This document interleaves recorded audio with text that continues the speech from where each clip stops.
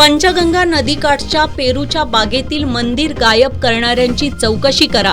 जुना बुधवारपेठ अन्याय निवारण कृती समितीची जिल्हा प्रशासनाकडे मागणी. अंगणवाडी कर्मचाऱ्यांची आज जिल्हा परिषद कार्यालयावर धडक. निवडणुकीपूर्वी दिलेल्या आश्वासनानुसार 15,000 रुपये मानधन द्यावं या आणि अन्य मागण्यांकडे वेधलं लक्ष. ही कोल्हापूर महानगरपालिका आहे, इथं असंच चालायचं.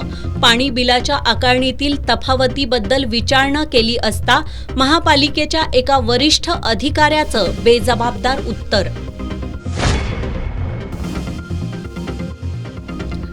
गडमुडशिंगीच्या पंकज कांबळे याला मुख्य जिल्हा आणि सत्र न्यायाधीश के.बी. अग्रवाल यांनी सुनावली आजन्म कारावास आणि 5,000 रुपये दंडाची शिक्षा.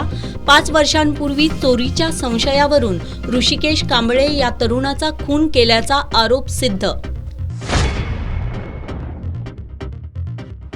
आणि कोल्हापूर आणि इचलकरंजी शहर वाहतूक नियंत्रण शाखांनी जप्त केलेले सायलेन्सर रोलर फिरवणं केले जप्त.